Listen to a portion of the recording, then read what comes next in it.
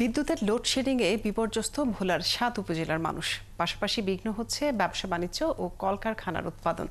এলাকাবাসীর অভিযোগ, লোডশেডিং কমাতে কার্যকরী পদক্ষেপ নেই কর্তৃপক্ষের। সহকর্মীদের তথ্য ছবিতে প্রতিবেদন। ভোলার ৭ উপজেলায় প্রায় ১৯ লাখ মানুষের বসবাস, যাদের বড় একটি অংশ বিদ্যুতের উপর নির্ভরশীল। কিন্তু শহরের মানুষের অভিযোগ, এখানে বিদ্যুৎ যদি ১ ঘন্টা থাকে তাহলে পরের ২ থেকে ৩ ঘন্টা থাকে না। লোডশেডিংয়ে কারখানায় উৎপাদন কমে যাওয়ায় ক্ষতির মুখে বিসিকের উদ্যোক্তারা। তাদের অভিযোগ, লোডশেডিং কমাতে কার্যকরী পদক্ষেপ নেই সংশ্লিষ্টদের। তো বিদ্যুৎ ছাড়া কাজ না করলে আমাদের যেরকম ব্যবসা বাণিজ্যে অনেক ক্ষতি হচ্ছে, তো আমরা চাই আমাদের এই ভোলা সদরের পাওয়ার প্ল্যান্টটি ঠিক করলে পরে বিদ্যুৎ যদি ঠিকমতো থাকে আমরা ব্যবসা বাণিজ্য সুন্দরভাবে করতে পারবো। গত ১ বছর আগেও আমাদের এখানে লোডশেডিং এর কোনো সমস্যাই ছিল না। আমাদের ভোলাতে 2টা বিদ্যুৎ প্ল্যান্ট আছে। সে কিছুদিন আগে একটা বিদ্যুৎ প্ল্যান্ট নষ্ট হয়ে গেছে।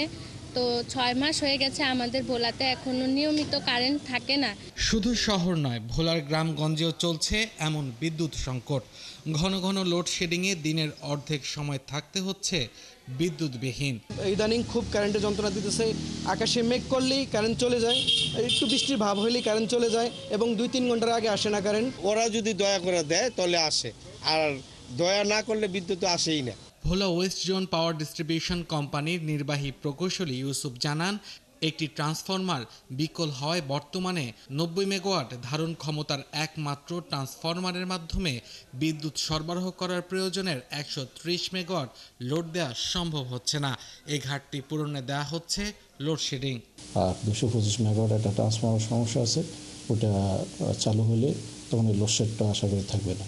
ভোলার বোরহান উদ্দিনে 2টি কম্বাইন্ড সাইকেল পাওয়ার প্ল্যান্ট থেকে বর্তমানে প্রতিদিন ৩৫০ মেগাওয়াট ও জেলা সদরের rental plant venture energy resource থেকে ১০ মেগাওয়াট বিদ্যুৎ উৎপাদন হচ্ছে। আব্দুল আল মামুন, ৭১।